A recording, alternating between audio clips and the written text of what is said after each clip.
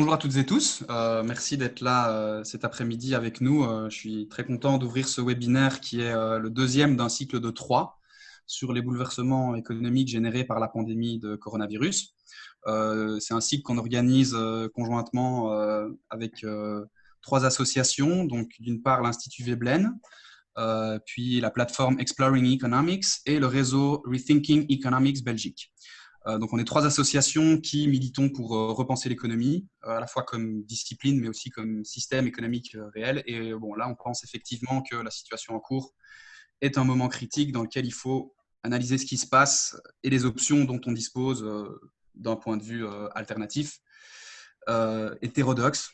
Et en fait, je pense que c'est un peu un moment hétérodoxe en soi économiquement, parce que beaucoup de choses qui étaient tout à fait inenvisageables il y a quelques mois sont maintenant sur la table. Donc voilà, ce qu'on voudrait, c'est apporter un point de vue critique sur ce qui est en train de se passer et aussi réfléchir ensemble avec des économistes, avec des militants et militantes, pour essayer d'élargir un maximum le spectre de ce qui est pensable et donc faisable économiquement pour l'instant. Alors, ce deuxième webinaire de la série, il va porter en particulier sur les dimensions financières et monétaires de la crise. Et donc, on va s'intéresser à ça à la fois sous l'angle de comment la finance et le système monétaire international sont ébranlés par ce qui est en train de se passer, mais aussi sous l'angle de savoir comment on pourrait justement utiliser la finance et la monnaie d'une manière nouvelle pour apporter à cette crise inédite une réponse inédite. Donc, pour en parler, on a invité 4 intervenants et intervenantes. Robert Gutmann, qui est professeur d'économie monétaire et financière à la Hofstra University à New York et ancien professeur à l'Université Paris 13. Bonjour Robert. Bonjour. Aline Farr, qui est une auteure conférencière et militante dans le milieu de la finance, notamment avec son projet de laboratoire sauvage Désorceler la finance, que je vous invite chaudement à découvrir, mais qui est aussi une ancienne banquière du groupe belge Dexia, aujourd'hui Belfius. Bonjour Aline. Bonjour. Ensuite, Jean-Christophe Defreng, qui est professeur d'économie européenne et d'histoire économique à l'Université catholique de Louvain, en Belgique. Bonjour. On te voit, Jean-Christophe? En tout cas, okay. Moi, je me vois. D'accord. C'est juste pour que les gens mettent un visage sur les noms. Et puis, Antoine Godin, qui est chercheur en macroéconomie à l'Agence française de développement et rattaché lui aussi à l'Université Paris 13. Bonjour. Bon, voilà. Alors, sans plus tarder, je vais donner la parole à Robert Gutmann, à qui on avait demandé il y a quelques semaines de nous donner un peu son analyse de ce qui est en train de se passer. Alors, par contre, vu que Robert était plus à l'aise pour faire cette présentation en anglais, on a préenregistré ça en anglais, puis sous-titré en français. Donc, ce ne sera pas en live pour le coup, mais voilà, je vais vous lancer la vidéo. Alors, juste avant de faire ça, je voudrais clarifier une petite chose à propos de la vidéo.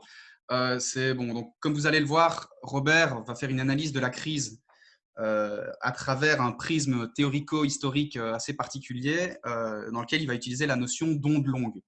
Ce que je voudrais juste signaler, c'est que même si ce n'est pas dit dans la vidéo, en fait, ce qu'on entend par onde longue, c'est la même chose que ce qu'on connaît aussi sous le nom de cycle de Kondratiev. Donc, c'est pour des gens qui auraient pu en entendre parler sous ce nom-là, c'est une seule et même chose. Voilà. Cela étant dit, je vais lancer la vidéo de Robert. Ça va durer environ une vingtaine de minutes. Puis, on aura les réactions de chacun des autres intervenants et intervenantes. Et ensuite, on passera aux questions. Donc, pour ça, on vous invite à nous poser un maximum de questions dans le chat, sur Facebook ou sur Zoom. Et bon, vu que c'est des sujets qui peuvent être assez techniques, n'hésitez pas non plus s'il y a quelque chose qui est trop technique. Vous pouvez toujours nous demander d'éclaircir. On fera une sélection la plus utile possible des questions que vous nous posez. Donc voilà, je lance la vidéo et je m'excuse d'avance pour la qualité de la vidéo. It is a powerful moment in how the economy, gets hit and then responds. It's a huge deflationary shock. It's probably since the moment in the Great Depression, 1931, 1933, you had this moment, an incredibly powerful deflationary moment. There was a financial crisis. Here we have a deflationary moment. Because we have a simultaneous supply shock and demand shock. Right? People just basically, stopped working. The economy put itself into a coma, and we have never done this. We've never experienced this. This is completely unprecedented, right? And as it plays out, it's very, very important that we contextualize it historically, right? And the way I look at this, I have been working on this since I was 19 years old, when I first encountered this notion of long waves, because one of its key protagonists, who was actually from Brussels, Ernest Mandel, a Marxist economist, came to Vienna, where I was a student, second-year student, and gave a workshop on long waves. So Mandel came, and then this was an idea that kind of fascinated me, because it gives you a kind of a multidisciplinary way of looking at history and the evolution of a capitalist economy. So long waves are basically these cycles that go for 40 to 60 years. And so you have upswing phase, downward swing phases. The turning point is a systemic financial crisis, typically. And then you have a second crisis at the bottom of the downswing phase. That's a transformative crisis, which gives you rise to a new wave, right? It sounds more mechanical than it is, but there is a pattern, right? And you can go through the pattern when you think from the 1870s to the 1890s as a downswing phase, then transformation. And then you have the World War I period all the way to the end of World War II period as another downswing phase. And then you have the end of Bretton Woods to Reaganomics as another downswing phase. And now we have this crisis from 2007, 2008. And 12 years later, we have another crisis. And you can look at it as a kind of a downswing phase, in which case, if the pattern has any meaning, then this particular crisis would be a transformative crisis, giving us the possibilities of going into the beginning of a new long wave, right? And those long waves have different different dimensions. They have a technological dimension, and that's Schumpeter. Then you have the financial dimensions of the long wave, and these were studied by Minsky, Hyman Minsky. Then you have, to me, my study was about international monetary system, right? The long waves coincide with different regimes of international monetary systems, where whatever prevailing system sets up has capital flows from the center to the periphery, allowing the periphery to catch up. The periphery catches up, and when it catches up, there's both excess capacities and overproduction crises, but also kind of conflicts between new powers and old powers. But when you want to put all of this together, you have a theory, a French theory called La théorie de la régulation, which tries to kind of give these long waves a more meaningful, multi-layered interpretation through what we call accumulation regimes and their particular mode of regulation, right? I mean, I can go into this theory with great length. I won't want to do this. So we can then think of the last cycle, the last long wave, as an accumulation regime, which I personally analyzed as finance-led capitalism. And the finance-led capitalism was finance-driven. Obviously, that's in the name. It was based on certain key financial innovations. It also had an international monetary system, the dollar standard, where the U.S. ran large trade deficits, which were automatically financed by countries that ran chronic surpluses. There was a kind of a recyclage. And this depended on the U.S. basically running large trade deficits to absorb the export-led growth strategies of countries from Germany all the way to China. But it was ultimately driven by bubble, asset bubbles, by an economy where the U.S. not only was spending more than it made, which is what the trade deficit is about, but it was driven macroeconomically by this very speculative kind of tendency in the economy through its financial markets to have asset bubbles, right? Stock market bubbles and then housing bubbles. And that kind of system got hit in 2007, 8, 9. And then the mechanism of the crisis response transferred the crisis to the Eurozone, and from the Eurozone to China, and from China to the commodity producers like Brazil, from Brazil to Indonesia. And so it globalized the crisis. And we kind of restabilized things, right? With very extensive government intervention, in particular central banks doing quantitative easing, pumping a huge amount of liquidity into the system, and then gradually came to some kind of relatively slow growth recovery. And then we got hit by this. But you already have kind of the typical tendencies of downswing phases, right, during that period, right? You have slower growth, you have more unequal distribution of income, you have more inter-imperialist rivalries, if you will. We have new powers that come into the play. You have an erosion of the kind of the wave of globalization, the hierarchy of globalization that was so important in the upswing phase. But there's also political changes. You have political polarization. All of these things are typical for downswing phases. So what's important in this introductory, framework that I'm trying to explain is that there's always a second crisis. Right? In the downswing phase, you have a second systemic crisis that follows the first. That's crucial. And typically, when it matters, that second crisis, it doesn't have to be an economic crisis. It can be a war, right? World War II, right? You can say World War II is the consequence of World War I and in between, interwar period and Great Depression, right? You can say that the double-dip recession of the early 80s, which brought about Reaganomics as a revolution, is the consequence of a stagflation process that started in the late 60s, early 70s, right? So there's the connection between these crises, and there's a second crisis, and that's a transformative crisis. And to me, this is what's going on right now, right? This is what's going on right now. This crisis, which seemingly started out of the blue with a virus, out of China, is a transformative crisis. So it's in the framework of regulation theory, right? You have 5 different levels of crisis, right? And the ones that are systemic are either crisis of the modes of regulation or crisis of the regime of accumulation, right? The crisis of the modes of regulation is the crisis of 2007, 8, 9, which is a certain configuration exhausts itself or it collapses, it gets broken, right? But it doesn't change the system, right? There's adjustments, the banks get recapitalized, the banks get re-regulated, there's other compromises, but it doesn't get transformed, right? By transformation, I would say, for example, now we have the possibility of transformation, right? We have the possibility of transformation because certain things are clearly not working, right? You had like at the heart of finance-led capitalism, this long wave that I'm talking about, was shareholder value maximization as the key element of corporate governance, right? And it meant that workers and local communities were kind of completely sidelined within the governance structure of corporations, right? Now you're going to have, there's a battle. There's already a battle right now as the crisis plays out, in, let's say, among American firms. They're trying to show themselves much more engaged and they're trying to do good because there's already a huge problem in terms of feeding people and people getting sick and not having insurance and so forth, right? So there's this philanthropic dimension, but there's also this kind of new business model that gets offered. No, we don't want shareholder value maximization. What's better is ESG, right? Which is environmental social governance. That's the new model of corporate governance, right?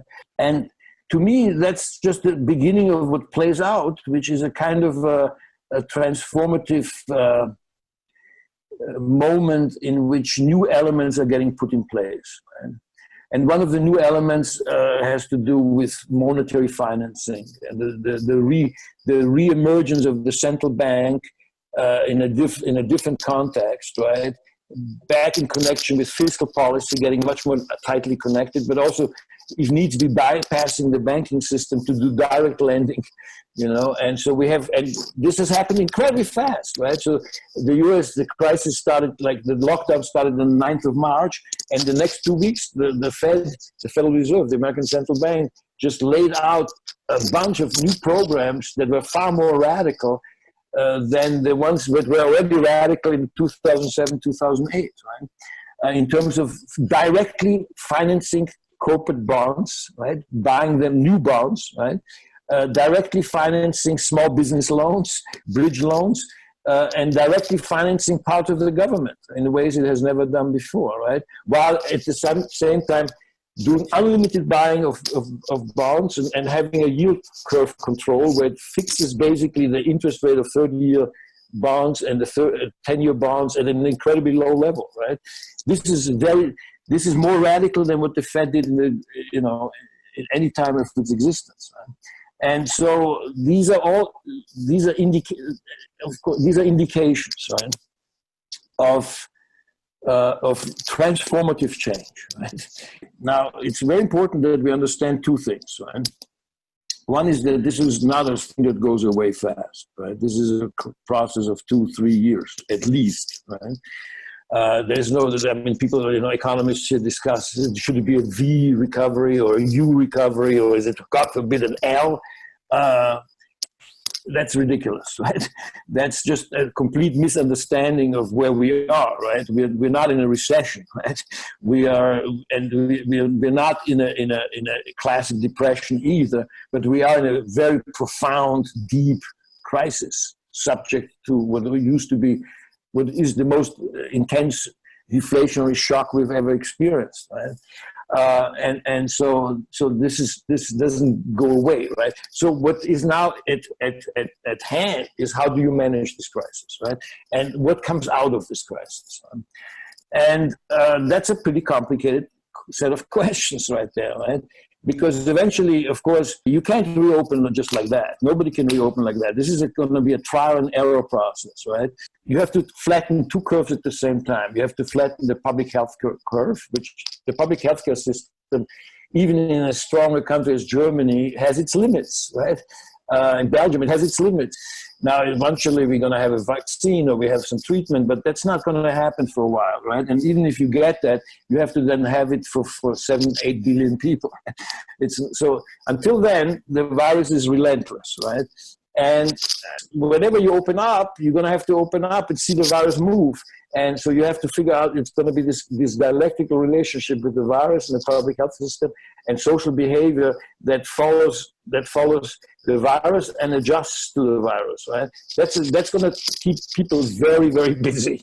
And it's going to take a lot of resources, right? But then you have the other curve to flatten, which is basically that the curve goes, it's like a depression, right? It's like a debt deflation spiral, right? Let me explain it in a second, right? But the economy is just going down like that, right?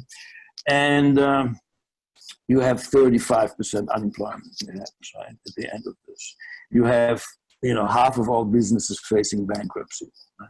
That's the nightmarish prospect. You have to flatten that process. Right? You can't let it happen like that. Right? And you have to manage the two. So you have to then put in place policies that allow this to be managed, right? So on the one hand, you have this infrastructure following the virus, which is testing, tracing, isolation, and then also having profound changes in behavior, social distancing, masks. At the same time, you have to have policies, radical policies, ultimately, of avoiding this depression and managing it, right? So you have two key concepts here, right? One is the debt deflation spiral, which is a process described by Irving Fisher, a great American economist, in 1933 at the middle of the Great Depression. But this is what drives an economy into a depression. It's a process of having to sell off your assets and having to lower your prices of what you own in order to escape your debt burden. But at the same time, these lower prices make the debt burden worse. And so it's a spiral, right? If you let that happen, you have a depression. You can't get out of this unless you have a huge kind of program, typically run by the government, which may be the Green New Deal ultimately, right? So you have to have a slowdown of this process, and the slowdown of this process is what we've tried to do since 2007, 2008 with quantitative easing, where basically the central banks just bombard the economy with liquidity. Okay, they're just, to overcome the spiral, you have to just throw a huge amount of cash into the system, right? And now we're doing this at an even larger scale, right? So we did this already from 2008 onwards, and we have still not gotten out of this, right? This is like giving a patient kind of morphine so that they can kind of function in bed when they're, trying to recover from a bad operation. You can look at the crisis of 2007-8 like that. But now, what we did then, we do at the level of 2 or 3 times. And that's a difficult thing to do just institutionally. That changes the way the macroeconomic stabilization apparatus of governments function. And this has to do with the banking system. This has to do with the central bank as both the bank of the banks and the bank of the government, and how it repositions itself to do monetary financing. So we can talk about the details of this. This is incredibly interesting and complex, right? But then there's also this whole international process, right? The dollar standard, right? And so for me, for example, it was interesting to see how the Fed had 4 programs in 4 weeks to basically pump dollars into the world economy, right? As there was this collapse of global supply chains, collapse of commodity prices. The whole world economy just collapsed, right? But the corporations, the companies in Brazil or the companies in Indonesia, or especially in the global supply chains, they're dollar denominated, okay? They have dollar denominated liabilities, and they generate dollars for themselves in a variety of ways that suddenly was cut off. So there was this incredible shortage of dollars. It's like suddenly your air gets taken away from you, right? But you still have to live. So the Fed was obliged to kind of dramatically pump more dollars also into the world economy, right? And still, even today, it's not enough, right? So you have dramatic special type of financial instability, asphyxiation kind of problems for the shortage of dollars that is worldwide now, right? Which if the U.S. doesn't handle well, will ultimately create the need for much more radical break away from the dollar standard, right? So it may very well be that unless the U.S. manages the revival of the dollar standard, which is not so sure to me, it will move into a different phase. Right? It could be that the Chinese are going to basically liquidate their dollar holdings. They have about $3 trillion. It may be that there's an agreement between, let's say, the European, the Chinese, and the IMF to have special drawing rights, but to bypass the U.S. Congress. So you can have swap lines. You can basically make SDRs be financed by swap lines of central banks rather than through parliamentary approval, which wouldn't come by either in the European Parliament or in the Congress. The Congress has like no clue about this. Already when there was a relatively small issue of SDRs in 2009, 200 billion, Obama spent weeks trying to get it through Congress, and he got it through by one vote. Imagine now, I mean, Georgieva, the new head of the IMF, she said, I have 91 countries applying for help. I need $1 trillion SDRs. There's no way I can get it. What am I going to do about it, right? So these are such radical circumstances that they require immediate solutions. If you don't want to have horrible disasters, demographic disasters. So we are facing an incredibly critical moment. Right? But it requires very radical solutions. My last thing, of course, is that while the financial system is fairly solid when it started, right, it's going to become less solid as the crisis unfolds, right? And there's already a problem, for example, in Europe with an unfinished banking union, unfinished capital market union. There's a problem with having to many non-performing loans before were kind of covered up, and now you have a new rule where you have to make non-performing losses, declare them much faster. There's a lot of issues in the detail, right? How this financial crisis will unfold in different systems, right? And one of the things that interests me is that there's a substantial difference between the American financial system, the European financial system, the Chinese financial system, right? And just as much as there's a fundamental difference with how they ran the internet, how they run big data. So you're also getting a much sharper profiling of the varieties of capitalism, which is also one thing that regulation theory, la théorie de la régulation, emphasizes. And it is going to be interesting to see how you're going to get a coherent accumulation regime coming out of this crisis, a new one, and driving the new long wave, perhaps, when you have this sharpening of the variations, right? Including the regulatory regimes that guide finance or that guide the digital economy. And that's one key question for me. But the other key question is, there's a lot of historical precedent for it, right? At the end, you have much higher levels of debt, right? And while they're sustainable at 0 to 1% interest rates, it's not even sure that they are. There's going to be, they're like a very heavy burden, right, on different actors, including governments. So there's a question of restructuring debts, right? For example, the LDC debt crisis, which was basically the de facto default of about 56 different countries in the 80s, had to be resolved by a massive restructuring of debts, the so-called Brady bonds, right? And previous systemic financial crisis, you have to restructure debts, right? And there's many ways you can do this, right? Loans can become grants, bonds become equity, you swap loans for bonds that have lower value, but you need to have a global coordination for that, right? Because the problem is going to be so massive. And this is going to set the conditions and standards for the next upswing phase. And that's going to take a few years to sort out, right? Voilà, donc merci à Robert pour cette présentation. Donc maintenant, je vais donner la parole aux autres intervenants pour y réagir. Et je voudrais commencer par Jean-Christophe Defraigne en lui posant aussi immédiatement la question que Robert évoquait dans sa présentation du financement monétaire. Est-ce que vous pourriez nous éclairer sur les enjeux économiques et aussi démocratiques qu'il y a là derrière? Donc c'est le financement monétaire, pour dire les choses de façon plus courue, c'est ce qu'on appelle aussi la planche à billets. Et donc, pourquoi est-ce qu'en fait, c'est en Europe en particulier, mais aussi dans d'autres pays depuis des décennies, c'est quelque chose qui a été interdit? Et comment est-ce que les lignes bougent à cet égard?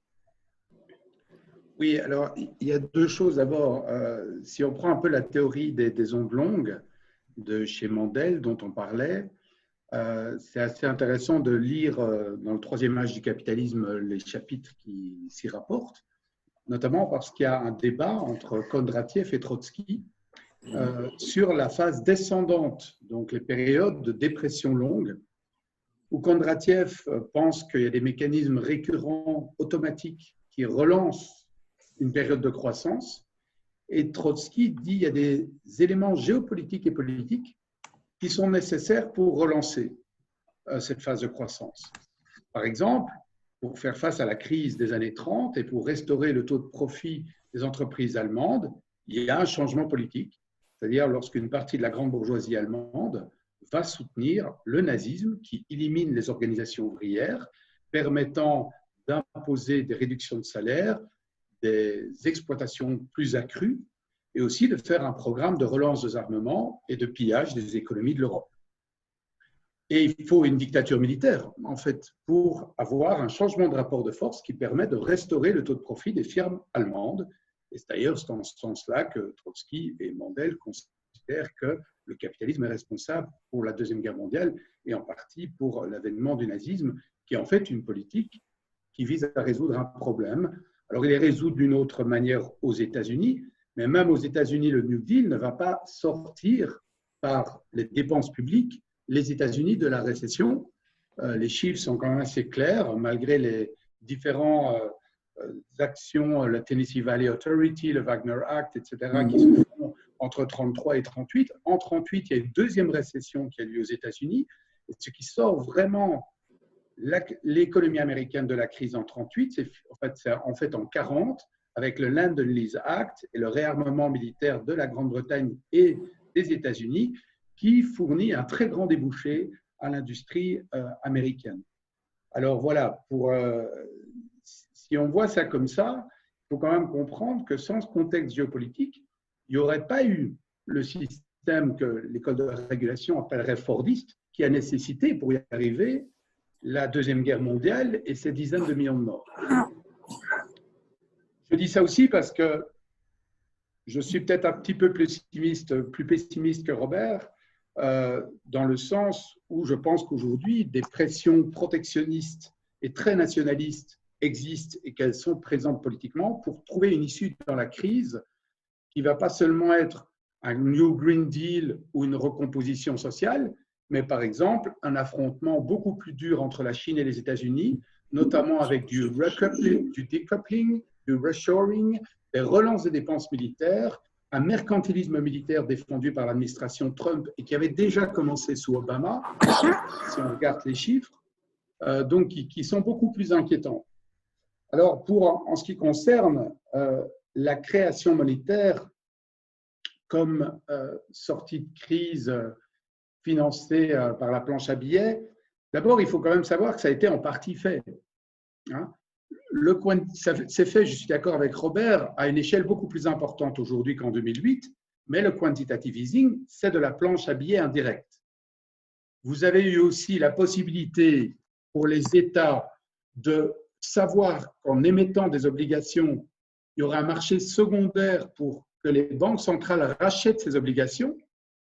Et c'est évidemment ce que Mario Draghi a fait avec la Banque centrale européenne, ce qui permet indirectement aux banques centrales de financer en fait les émissions d'obligations des États. C'est indirect parce que ça se fait par un marché secondaire, mais en pratique, ça ne change pas grand-chose. Ça veut dire que les banques privées sachent qu'elles peuvent prendre des bons d'État italiens parce qu'elles savent qu'elles pourront les revendre à la Banque centrale européenne si ça va mal. Ce qui veut dire que ça baisse considérablement le coût de financement et de faire de la planche à billets pour certains États. Et en fait, à travers le système des banques centrales européennes qui a existé, il y a de la création monétaire qui a eu lieu. C'est-à-dire qu'on a offert à la Grèce ou à l'Italie des liquidités à travers des transferts financiers entre banques centrales, notamment des banques centrales des pays de la zone nord de l'euro, essentiellement l'Allemagne, ont financé en partie les déficits structurels courants de la zone sud de la zone euro. Ça, je veux dire, et c'est indirectement, si moi je dois retirer les aspects institutionnels et voir le principe économique derrière, c'est quand même essentiellement de la fourniture de liquidités par les banques centrales pour financer des dépenses publiques et les capacités de l'État à faire des dépenses publiques. Évidemment, le problème qu'on a et qui là dépasse en plus les aspects du cycle, c'est quand même que la planche à billets, si vous regardez ce qui s'est passé depuis 2008, c'est un quadruplement du bilan des banques centrales des États-Unis, de l'eurozone, de la Banque du Japon, de la Banque d'Angleterre. Donc, on n'a jamais vu ça, c'est-à-dire que leur bilan a été multiplié par 4 parce qu'effectivement, ils achètent plein de nouveaux produits, des commercial papers, des obligations d'État, etc., qui n'achetaient pas avant, et ils accumulent toute une série d'actifs qui sont des actifs dont les acteurs privés se débarrassent parce qu'ils jugent qu'ils ne sont pas totalement sûrs. Donc, la qualité des bilans des banques centrales est en train de se détériorer. Alors, il n'y a pas de théorie économique, d'abord parce que les changements technologiques financiers ne sont pas les mêmes entre 29, 2008 et même maintenant, qui permet de savoir jusqu'où une banque centrale peut imprimer, créer des liquidités, détériorer ses bilans, et à un moment donné, qu'est-ce qui peut se passer? C'est que les gens n'aient plus confiance dans la monnaie. C'est-à-dire que les acteurs économiques craignent que cette monnaie, en fait, n'est plus couverte par les actifs de la Banque centrale ou que simplement les créances que tous les gens ont, puisqu'un billet de 100 €, c'est une créance que vous avez sur votre banque centrale, ne valent plus rien. Personne ne sait exactement quel est le seuil qu'une banque centrale ne peut pas dépasser. Il n'y a pas de vraie théorie vérifiée empiriquement là-dessus. On sait que ça s'est déjà produit. Ça, oui, on voit. Alors, si pour le moment, les grandes injections de liquidités qui ont eu lieu depuis 2009 n'ont pas donné lieu à des grandes inflations, comme on a pu le voir malgré les immenses liquidités, c'est parce qu'il y a quand même une redistribution qui est différente. Lorsque vous avez des grandes dépenses publiques qui créent éventuellement des emplois, des contrats publics, vous pouvez avoir des pressions inflationnistes. Mais pour le moment, nous sommes plutôt dans une période déflationniste, une période de risque de déflation. Et en fait, les liquidités ne sont pas directement créées pour créer des grands programmes de dépenses publiques. Les liquidités qu'offrent par exemple les 750 milliards proposés par la BCE ou une grande partie de l'argent développé par la Banque centrale américaine, c'est aussi pour rétablir les bilans financiers des banques et des institutions financières. Et de ce fait-là, ça ne crée pas une pression inflationniste sur les prix des biens. Ça crée une augmentation des prix des actifs financiers, parce que ça crée des liquidités qui sont données aux banques privées mais qui ne sont pas pour autant beaucoup plus régulés qu'en 2008. Il n'y a eu pas du tout les mêmes évolutions que dans les années 30 sous Roosevelt. La finance a été très peu régulée depuis 2008. Oui, il y a eu Bâle III, il y a eu quelques aspects de recapitalisation, mais c'est très mineur par rapport au changement qu'il y a eu entre 1929 et 1945. Entre 2008 et 2020, il y a finalement très peu de changements et les banques peuvent continuer à spéculer sur les différents produits, ce qui fait qu'aujourd'hui, il suffit de regarder l'indice Dow Jones ou l'indice du de l'Eurostoxx 600, les indices boursiers, pour voir qu'en fait, ça monte et ça redescend de manière extrêmement volatile.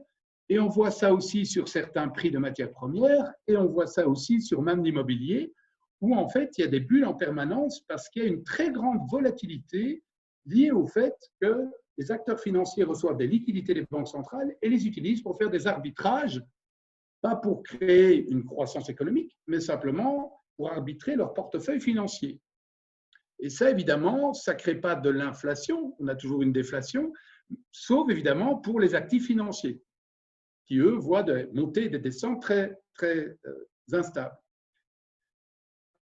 Alors voilà, le problème en soi, aujourd'hui, il y a déjà une partie de financement monétaire qui se fait pour aider les États à faire des dépenses. Il y a aussi énormément de financement monétaire, d'injection de liquidités qui sont faites pour surtout aider la balance sheet crisis, la crise de la balance des bilans des entreprises privées financières notamment, qui ont été touchées par un phénomène qui n'est pas seulement lié au Covid-19. Il y a évidemment le phénomène de la pandémie, mais comme Nancy Yellen, l'ancienne directrice de la Fed, ou Bernanke, qui disait ça également en 2018-2019, il disait qu'on allait avoir une bulle financière qui allait éclater avec des non-performing loans qui allaient de nouveau se reproduire comme en 2008. Vous pouvez retrouver ces citations assez facilement de Nancy Yellen pour les 10 ans après la crise. Et donc, de ce point de vue-là, il y a eu, je dirais, une crise financière qui était déjà préexistant le Covid et que le Covid a fait éclater. Mais les bulles étaient déjà là. Et donc, il y a aussi ce problème financier qu'on doit résoudre et qui n'a pas vraiment été résolu en 2008. Il a juste été repoussé par des injections de liquidités, mais qui là éclate. Et là aussi, ben voilà, en fait, les créations de liquidités, c'est surtout aussi pour sauver des entreprises et leur situation financière qui n'est pas seulement liée au Covid-19, mais qui est liée à un problème d'endettement général et de montée de la dette pour l'ensemble des opérateurs économiques depuis 2008. Et là, ben, à un moment donné, on va certainement atteindre des limites. Il y a effectivement un problème de dette et de restructuration qui va être nécessaire. Je suis tout à fait d'accord avec Robert là-dessus. Mais je pense qu'il y a aussi, malheureusement, des tendances et des logiques protectionnistes extrêmement dangereuses qui vont aussi opérer dans un sens qui va plutôt renforcer les extrêmes droites, les nationalismes et les protectionnismes, avec les conséquences désastreuses qu'on a pu déjà voir après la crise des années 30. Voilà, j'espère avoir un peu répondu à ça. Merci Martin. Ok, merci Jean-Christophe. Je vais donner la parole à Aline. Mais juste, on pourra y revenir après, mais je pense que ce qui est en jeu aujourd'hui dans beaucoup de débats politiques, notamment à gauche, c'est de dire que oui, effectivement, comme vous l'expliquiez, il y a déjà un financement monétaire qui se fait pour soutenir le taux des obligations d'État et donc permettre aux États de s'endetter à moindre coût. Il y a un financement monétaire qui se fait pour assurer des liquidités au système financier, etc. etc. Mais il n'y a pas jusqu'ici un financement monétaire qui est utilisé pour financer directement les dépenses des gouvernements sans créer de la dette. Et je pense que c'est ça, peut-être la question auquel on pourrait revenir après, qui représente pour beaucoup de gens dans le débat politique une opportunité qu'il faudrait essayer de saisir maintenant et qu'en Europe, on a du mal à saisir alors qu'elle est rendue possible dans d'autres pays. Par exemple, au Royaume-Uni, si je ne me trompe pas, c'est quelque chose qui fait partie de la batterie d'options de la Bank of England. Donc voilà, on peut y revenir après, ou si tu as une réponse à donner en une minute ou deux. Mais... Le problème, c'est que, bon, d'abord, il faut bien savoir que les banques centrales, dans la crise de 2008 comme maintenant, innovent. Et elles innovent souvent sans regarder vraiment les traités et ce qui existe. C'est d'ailleurs la même chose. Enfin, quand la Banque centrale européenne a essayé d'organiser le bail-out de la Grèce, c'était interdit par les traités. On a contourné ça d'ailleurs en faisant une société de droit privé luxembourgeoise pour pouvoir organiser le bail-out. Beaucoup de nouvelles fonctions de la Banque centrale américaine ou européenne ont été innovées en 2008-2009. Personne n'avait jamais fait ça. Aucun texte juridique ne permettait de… En fait, les textes juridiques et les traités laissent toujours des marges de manœuvre pour interpréter les traités dans des circonstances exceptionnelles. Et donc, par exemple, le bail-out de la Grèce, il est totalement, logiquement, contre l'esprit des traités. Hein, bon. Mais néanmoins, la Cour de Karlsruhe en Allemagne, elle a accepté l'interprétation en disant que c'était la seule chose pour éviter un effondrement financier de la zone euro. Donc, les traités, l'argument juridique pour moi ne tient pas. Mais d'un autre côté, simplement créer et sortir de la crise par un déficit spending sans aucun contrôle, il y a quand même un phénomène qui est majeur. La dette des États est passée de 40 à 60% dans les années 70-80. Elle est passée de 60 à 80% après la crise de 2008. Là, maintenant, elle va dépasser les 100% d'après la plupart des estimations. Il y a une limite. C'est-à-dire qu'à un moment donné, ce n'est pas quelque chose qui peut continuer de manière permanente et indéfinie. Alors, on pourra me citer la dette japonaise, mais qui est très particulière et détenue essentiellement par des Japonais, mais même là, il va y avoir des limites. Donc, je pense que les gens qui pensent simplement le déficit spending en ayant un effet, ben, ça ne marche pas non plus automatiquement sans réforme structurelle plus profonde et sans remise en cause, à mon avis, de mécanismes de capitalisme beaucoup plus profonds. Voilà. Ok. Bon, bah, Aline, c'est à toi. Voilà. Bah, merci. Donc je voudrais d'abord faire quelques commentaires puisqu'on y était invité sur l'intervention de Robert Gutmann. La première chose, on m'entend bien, Martin? Ouais. Oui, ça va de mon côté. Ok. La première chose, je voulais revenir sur cette affirmation que le système financier est relativement solide. Je pense que ce n'est pas du tout le cas. Je pense que ce qu'on voit depuis 2008 et particulièrement en ce moment, c'est que le système financier bancaire, il est particulièrement fragile. Et sans tous les soutiens qu'a décrit, les banques se seraient juste purement et simplement effondrées. Elles étaient dans l'incapacité de faire face à ce qui vient de se passer à cause de leur exposition au marché financier et à cause aussi de tous les défauts de paiement qu'il va y avoir et qu'elles commencent à entériner comme la réalité des mois à venir. Par ailleurs, ce système financier, il est fragile parce qu'il est mal régulé. Et ça, les réglementations d'après 2008 n'ont absolument rien résolu, voire elles ont fait croire à une reprise en main du système financier et finalement, il n'en est rien. Donc, c'est pire que mieux. Il y a également un autre aspect qui était évoqué, c'était la possibilité d'une transformation qui serait engagée aujourd'hui avec des entreprises qui ne mettraient plus au cœur de leurs objectifs la maximisation de profit pour leurs actionnaires, mais qui incluraient des critères ESG, donc environnementaux, sociaux, de gouvernance. Bon, moi, ce que je constate pour l'instant, c'est que c'est toujours énormément de communication, mais rien dans les faits. En tout cas, il n'y a pas de signe tangible de la mise de côté de la maximisation de valeur pour l'actionnaire qui soit visible. Il y a eu, regardez la communication financière des grandes entreprises, elle reste exactement la même. Ça commence toujours par à combien on en est en termes de rentabilité pour les actionnaires. Il ne s'agit que de rassurer les actionnaires. On a même vu ce moment complètement délirant où, en pleine crise Covid, en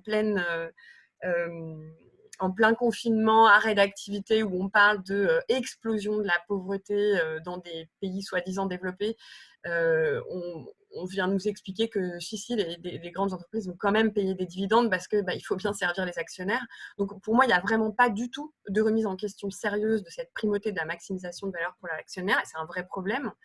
Il y a en plus une crispation des pouvoirs pour défendre leurs grands champions, leurs grandes entreprises, et celles qui sont notamment régies par cette maximisation de valeur pour l'actionnaire. Il y a des annonces de licenciements massifs, etc. etc. Et donc, il me semble que tant qu'on aura toujours les mêmes propriétaires, les mêmes logiques de financement, les mêmes dirigeants, les mêmes mécanismes de gouvernance à l'intérieur de ces grandes entreprises notamment, on n'aura pas de transformation.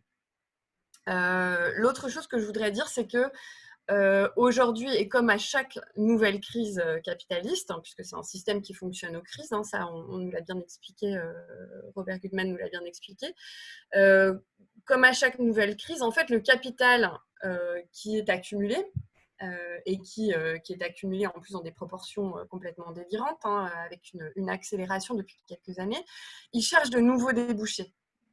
En fait, ces nouveaux débouchés, c'est des nouveaux champs d'expansion, quoi. Et donc, il y a une pression du capital. Le fait qu'il y ait ces sauvetages massifs, le fait qu'il y ait cette création monétaire, hein, des banques centrales, le fait qu'il y ait ce soutien de la demande de produits financiers qui permet d'en maintenir les prix, etc. Tout cet argent qui est déversé par les banques centrales, ça ne fait maintenir et augmenter les montants de capitaux qui tournent dans les marchés financiers et qui cherchent des débouchés dans ce qu'on appelle l'économie réelle. Et ça exerce une pression monumentale, que ce soit sur les écosystèmes, sur les corps, sur le travail, sur tout ce qui est socialisé, tout ce qui est public, hein, tout ce qui est commun, sur les terres, sur l'eau. Enfin, ça exerce une pression monumentale puisque ce capital, il cherche des débouchés. Il cherche à s'investir. Il cherche à obtenir une rentabilité. Et tant qu'il est là, et tant qu'on continue de l'augmenter, cette masse de capital, eh bien, on ne va pas réduire la pression. Et donc, c'est comme ça que, comme ce capital cherche des débouchés et cherche à maintenir sa rentabilité, eh bien, on voit que les règles sociales elles sont en train et toutes les conquêtes sociales passées sont en train de passer à volo au nom de la relance économique. Idem pour le peu de règles de protection environnementale qu'on avait réussi à obtenir suite à des luttes très longues et laborieuses et coûteuses et difficiles. Tout ça pour préserver le capital, pour préserver les profits. Et je vais juste donner 2 exemples. C'est que là, aujourd'hui, il y a par exemple toute cette intention d'investir dans le vert, etc. En fait, on voit sortir le discours de on va investir dans la biomasse pour la transition énergétique, une transition verte, un capitalisme vert en somme. Et la biomasse, c'est quoi? C'est on transforme les forêts en carburant. C'est une catastrophe. Il y a un rapport de Corporate Europe Observatory qui est sorti il y a quelques jours qui raconte ça. C'est édifiant. La santé également est un champ d'investissement absolument fabuleux pour le capital. Il y a tout ce refinancement de la santé, toute cette technologisation de la santé, ça exige beaucoup de capital. C'est parce que c'est aussi cette façon de nous raconter cette histoire-là. On a une demande de proposition de partenariat public-privé, on a les assurances privées qui se pointent, on a l'hypertechnologisation du soin, etc. Tout ça, ça crée des champs d'investissement pour le capital. Et on pourrait citer plein d'autres domaines. Et donc, moi, ce que je voudrais ajouter et répondre à ça sur cette histoire de pression du capital, de ce capital dont il y a beaucoup trop, en fait, si on veut opérer une transformation économique et une transformation sociale et une transformation écologique réelle, si on veut être sincère par rapport à ces objectifs-là, il faut faire reculer le capital. Et pour faire reculer le capital, ça veut dire qu'il faut en détruire et pas en créer et en ajouter. Le capital qui est ajouté aujourd'hui par la création monétaire, il rentre dans la même machine qui détruit, qui met de la pression, etc. Et donc, si vous rajoutez toujours du même carburant dans la même machine produit les mêmes choses. Elle produit de la misère, elle produit des inégalités, elle produit des destructions, elle produit les réchauffements climatiques, les pandémies, tout ce que vous... Et donc, il faut vraiment aujourd'hui penser en termes de destruction de capital, en termes de recul du capital et en termes d'avancée de tout ce qui est public, commun, socialisé, que ce soit dans le domaine du logement, dans le domaine de la sécurité sociale, du travail, des retraites, dans le domaine bancaire également. Et là, je vais juste renvoyer vers des propositions qui sont formulées notamment par le Comité pour l'abolition des dettes illégitimes, le CADTM. Est-ce que j'ai encore 2 minutes, Martin, pour ajouter 2-3 points? Oui, pas de souci, ça va. Okay. Une autre chose sur laquelle je voulais revenir, c'est qu'on a confirmé, en tout cas les gouvernements et les banques centrales ont confirmé la centralité du rôle des banques dans leur façon de gérer la crise. Et ça, c'est ce que notamment Jean-Christophe a bien mis en exergue. la centralité du rôle des banques, la centralité des marchés financiers et la dette comme carburant de notre économie. Et pourtant, c'est une économie qui est vraiment moribonde. Donc, il y a eu les sauvetages divers et variés, il y a eu les assouplissements des règles prudentielles, c'est-à-dire qu'on a détendu les règles de fonds propres imposées aux banques, alors qu'on avait vraiment gagné presque rien dans les réglementations d'après-crise. Là, il y a une partie de ces réglementations qui sont abandonnées ou mises en sommeil pour permettre de faire face à la crise économique. Et pourquoi ? Parce qu'aujourd'hui, on considère que, enfin, en tout cas les gouvernements considèrent que le crédit, le surcrédit, le surendettement, un endettement encore supplémentaire, c'est une solution pour passer la crise. Et puis, il y a également eu des garanties sur les crédits qui sont octroyés par les banques. Donc, il y a tout un tas de choses, de mesures qui sont mises en place et qui entérinent la centralité des banques et la centralité de la dette. Alors, contrairement, enfin, en tout cas par opposition à ça, on n'a pas du tout remis en question les flux existants, alors qu'ils portent vraiment la possibilité d'une solidarité effective, en fait, parce qu'on parle beaucoup de solidarité aujourd'hui. Si on prend l'exemple du paiement des loyers, les gens sont on a déversé des revenus de remplacement, des crédits, des nouvelles lignes de crédit pour des petites entreprises, des revenus de remplacement pour les ménages, etc., du chômage partiel. Tout ça, c'est de l'argent public, enfin, c'est de la dette publique. Mais il va où cet argent ? Il est largement utilisé pour des loyers, en tout cas dans une grande partie, et ces loyers sont payés à qui ? Ils sont payés à des propriétaires immobiliers. Une grosse partie de ces propriétaires immobiliers n'ont pas besoin de cet argent pour subvenir à leurs besoins. On n'a pas remis en question cette nécessité absolue qui est assénée comme ça de payer son loyer. Pourquoi on ne fait pas le tri ? Il y a également le paiement des crédits.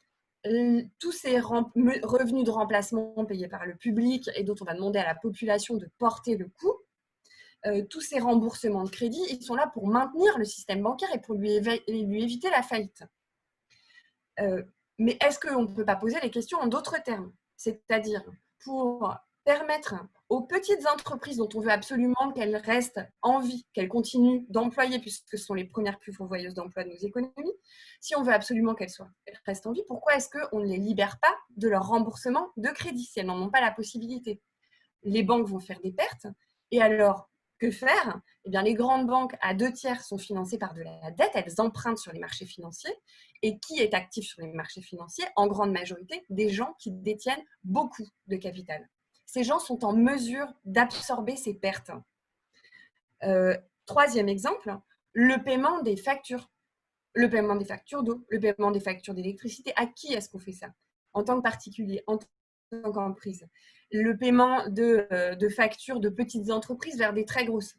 Est-ce que là aussi, il n'y a pas la possibilité d'abandon de créances et donc de contribution à cet effort de solidarité dont on parle ? Donc voilà, oui, il y avait déjà trop de dettes avant l'éclatement de la pandémie. Là, on est en train d'en réajouter alors qu'il faut non pas les restructurer, il faut en annuler une partie en fait. Et c'est la seule façon de mettre en place un principe de solidarité, de se donner les moyens d'ailleurs de réduire les inégalités économiques, sociales, politiques, et puis également de se redonner de l'air et de diminuer la pression du capital sur les individus, sur le vivant, sur les écosystèmes en général. Voilà, je m'arrêterai là pour ce moment. Merci beaucoup, Aline. Antoine, c'est à toi. Merci.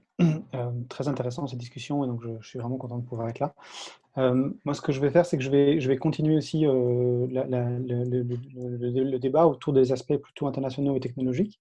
Donc, d'abord, je tiens à remercier Robert parce que c'est vraiment intéressant, effectivement, de parvenir à contextualiser et d'utiliser la théorie de la régulation dans un aspect propre à un contexte historique, géopolitique, et de ne pas avoir une théorie macroéconomique un peu qui répond à toutes les questions de la même manière uniforme, peu importe où on se trouve. Et donc, je pense que ça, c'est vraiment un aspect vraiment important dans le débat, de bien comprendre que cet ensemble de préconisations, elles devront être adaptées au contexte de chaque pays, de chaque réalité. Et je vais ici faire un peu plus la voix des pays en voie de développement, puisque je travaille pour une banque de développement. Donc, un premier point que je voudrais travailler, ce sera sur l'aspect technologique et ce qu'on appelle les révolutions technico-économiques, hein, ou l'émergence des paradigmes technico-économiques. Un deuxième, c'est bien parler de la triple crise que les pays en voie de développement sont en train de subir maintenant, parce que je pense que c'est vraiment un sujet qui n'a pas encore été adressé et qui va jouer un rôle très, très important dans la reprise, si on a une. Et puis la troisième, c'est ce qu'on évoquait un petit peu avec Aline et Jean-Christophe, c'est dans l'immédiateté de la réponse à la crise, quelle va être la conséquence de long terme, parce qu'il y a vraiment une dépendance de sentier. Et donc, ce qui va se passer maintenant aura des conséquences sur les 10 prochaines années. Et il ne faut pas se tromper, c'est maintenant que ça se passe, quoi. Alors, juste pour commencer un tout petit peu sur l'aspect technologique, je pense qu'on peut aussi analyser ces dimensions, ces ondes longues, comme étant liées à un type de technologie et de paradigme technico-économique, c'est-à-dire la combinaison d'une sphère productrice et d'institutions qui servent à expliquer les interactions entre les différents agents de l'économie, entre la production, entre les banques, etc., et qu'il y a une connexion assez importante entre les deux. Et les crises, en général, permettent justement de reconnecter les institutions qui pourraient être éventuellement dépassées par le nouveau mode de production, et il permet de reconnecter justement les institutions, de recentrer l'économie, de restructurer l'économie afin de s'adapter au nouveau mode de production. Et Carlota Pérez, par exemple, qui est une auteure qui est vraiment intéressante à ce sujet-là, montre comment les différentes révolutions industrielles ont chaque fois amené à une crise financière, institutionnelle, qui se résolvait via justement la réponse à la crise. Et ce qui est assez intéressant, c'est que la dernière révolution industrielle qui est liée à l'émergence de la technologie informatique, hein, donc la IT Revolution, qui a eu une crise en 99, j'ai failli dire, en 99, pardon, avec la .NET, n'a pas amené à cette recomposition structurelle et institutionnelle, puisqu'on l'a vu, à l'époque, en 2008, Obama avait Wall Street dans les mains, et il aurait pu imposer une série de régulations, et comme on l'a dit, ces régulations ont été minimes au final. Et on n'a pas amené à la recomposition institutionnelle qui permet de tenir en compte du fait de la révolution technologique, de l'IT, du monde globalisé et financiarisé qui avait émergé grâce à cette révolution industrielle. Et donc, on reste un petit peu coincé dans cette crise entre des institutions qui sont plus adaptées au nouveau mode de production, ces institutions qui sont plus adaptées à la globalisation qui a réellement émergé depuis les années 70 jusqu'à présent, et qui donc restent dans une espèce de stagnation et donc qui empêche de faire émerger une nouvelle recomposition. Et pour moi, le fait que les banques centrales soient tellement mises en avant comme une réponse à la crise, c'est un symptôme de ce problème. C'est-à-dire qu'on ne parle pas du rôle des politiques fiscales, ou très très peu, parce qu'on part du présupposé qu'ils sont contraints, que les États étant contraints financièrement, on doit avoir un acteur qui est peut-être un petit peu moins démocratique comme réponse à la crise actuelle. Et ça, moi, je trouve que c'est dommage que dans le débat actuel, on fasse émerger le rôle des banques centrales en disant, voilà, elles peuvent monétiser, on peut annuler des dettes, etc. Mais on ne pose pas la question fondamentale qui est de dire, pourquoi est-ce que ce sont les banques centrales, alors qu'elles ne sont pas nécessairement démocratiques, qui sont mises en avant dans la réponse à la crise? Et si on prend cette analyse-là et qu'on regarde en plus dans le monde globalisé dans lequel on est, on se rend compte que, en fait, c'est d'autant plus problématique pour les pays en voie de développement et les pays émergents, parce qu'eux, ils sont dans une hiérarchie des monnaies dans laquelle les économies du centre, la Fed, les banques centrales du centre, la Fed, la Banque d'Angleterre, la Banque centrale européenne, la Banque du Japon, au final, impulsent un cycle financier en répondant à leur dynamique nationale et imposent aux pays du Sud de réagir, d'avoir des flux monétaires internationaux entrants et sortants qui contraignent en fait les pays.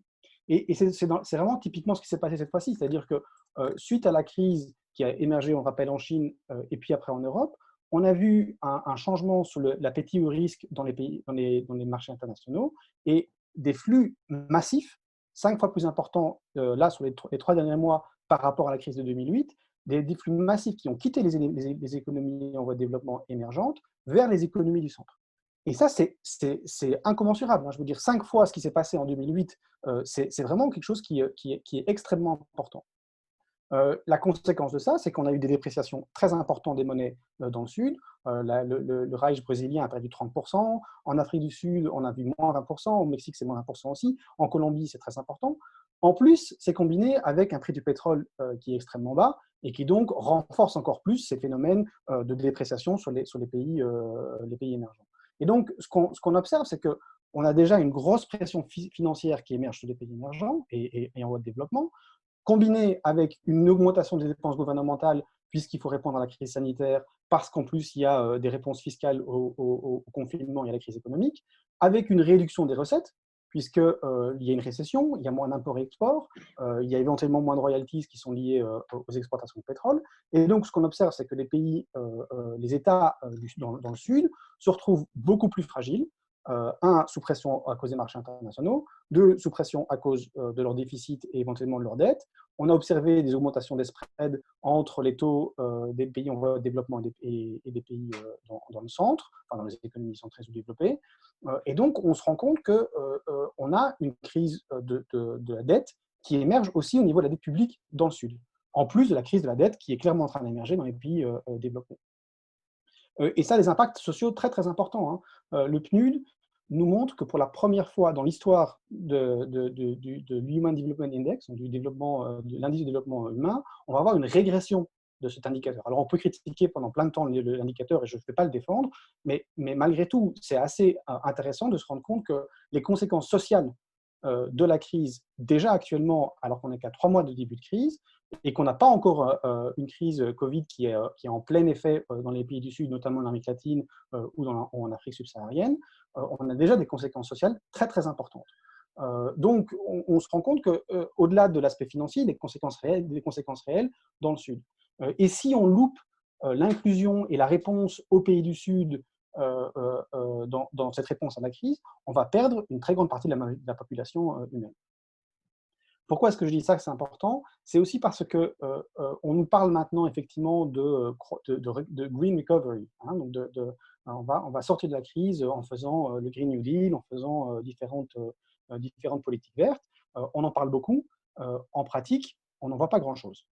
Et si on regarde en comparaison ce qui s'est passé en 2008-2009, pareil, hein, on a vu au tout départ des réponses plutôt verdissantes, et puis très vite on a vu l'austérité apparaître, et au final, la conséquence, c'est que la réponse à la crise a été très carbonée, elle n'a pas du tout été verte, loin de là, au contraire, on est reparti de plus en plus loin avec des émissions, et donc si on combine une propension plutôt naturelle à ne pas répondre de manière décarbonée, avec en plus des États qui sont contraints, qui ont des conséquences sociales très très importantes, on risque de nouveau de louper l'occasion qui nous est donnée. Les crises, ça nous permet toujours de remettre en question effectivement un système et de faire émerger de nouvelles institutions et de faire émerger des nouveaux mandats.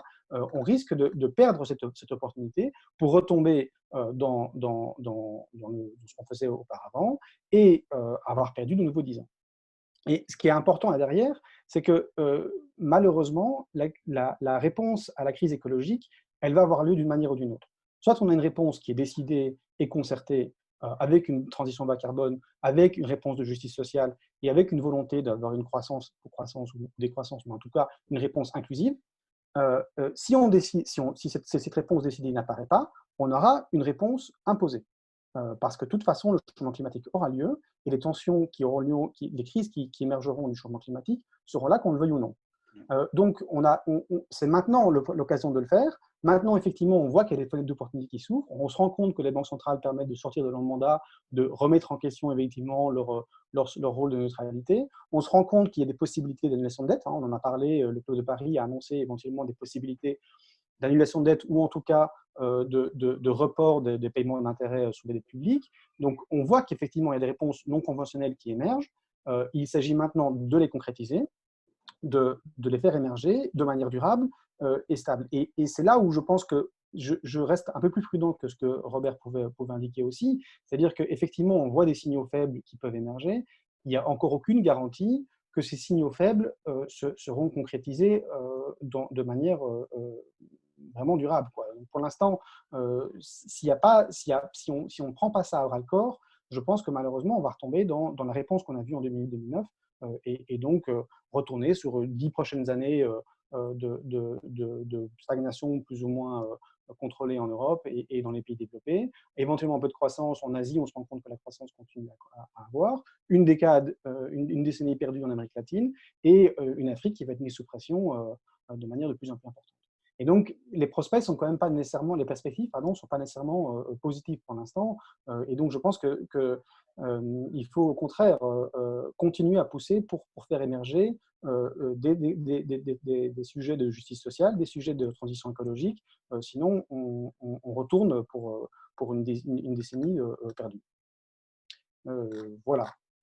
J'étais très rapide en fait. Oui, mais c'était très bien. Merci beaucoup, Antoine. On a des réponses, des questions, pardon, qui arrivent déjà un peu du chat. Moi, j'ai aussi, je me pose aussi beaucoup de questions sur ce qui a été dit.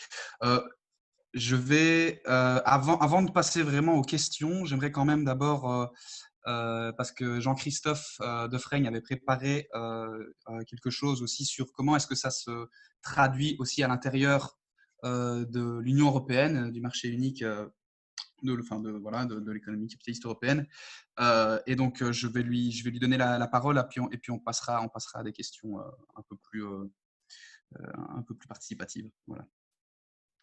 Oui, je vais parler de ça brièvement, mais je suis d'accord que le point que soulève Antoine est décisif. Hein. C'est quand même cette crise, elle va être catastrophique dans les pays, son impact social va être catastrophique dans les pays riches, mais dans les pays pauvres, ça va être simplement une situation qu'on n'a plus vue depuis la Deuxième Guerre mondiale pour une partie d'entre eux. Ça va être pire que la crise de la dette des années 80 pour certains. Et pour les pays notamment producteurs de certains produits énergétiques, on voit déjà des changements politiques très inquiétants, comme la répression qui s'accroît en Algérie suite à la chute du prix du pétrole et la situation financière plus grave que le régime des généraux qui sont toujours au pouvoir là-bas ont.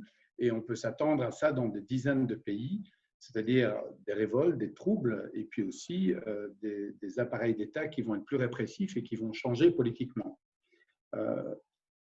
Mais pour parler du problème de l'Europe, puisqu'effectivement, on est parti pour avoir une deuxième crise de l'euro en partie, et qu'elle est déjà posée, puisque la Cour constitutionnelle de Karlsruhe en Allemagne a posé la question a demandé à la Banque centrale européenne de justifier ses interventions. Est-ce que cette crise de la zone euro ne sera pas la dernière? Est-ce que le marché unique et la monnaie unique peuvent survivre à cette crise? Je ne vais pas dire que je suis optimiste parce que je ne suis pas spécialement un ardent défenseur de la Banque centrale européenne, mais à quoi sert l'union monétaire et le marché unique européen? Historiquement, ils servent essentiellement aux grandes entreprises européennes. Le marché unique, il a été créé pour qu'elles aient des économies d'échelle, qu'elles puissent adopter des modes de production fordistes. Elles ont été faites d'ailleurs avec l'aide des États-Unis dans le contexte de la guerre froide des années 50. Et la construction du single market, du marché unique à l'époque de Delors, elle a été essentiellement faite pour permettre aux groupes capitalistes européens d'avoir des économies d'échelle. Et quand on parle des groupes de capitalistes européens, il faut bien comprendre que dans l'Union européenne, il y a un centre et il y a une semi-périphérie. Le centre, c'est les États du Nord-Ouest, et c'est essentiellement le capitalisme allemand et le capitalisme français, un petit peu les capitalismes néerlandais ou suédois, si vous voulez. Et puis, il y a toute une série d'États où il y a des bourgeoisies nationales en difficulté, comme l'Italie ou l'Espagne, qui sont d'ailleurs très en difficulté pour le moment à cause de la situation macroéconomique de leur pays. Et puis, il y a une série d'États qui n'ont même plus de bourgeoisie nationale, qui ont des bourgeoisies comme Trador, comme le Guatemala ou comme l'Équateur ou autres, qui sont par exemple la Hongrie, les Pays-Baltes, la Roumanie, la Grèce, même dans une partie, on peut dire la Belgique, qui n'ont pas vraiment de contrôle de multinationales, qui ne contrôlent pas les processus technologiques, où la valeur ajoutée créée par les hautes technologies est située en Europe, dans le nord-ouest de l'Europe, et dans l'Europe de la Méditerranée, dans le sud, il n'y a quasiment pas de recherche et développement, il n'y a quasiment pas de secteur à haute valeur ajoutée.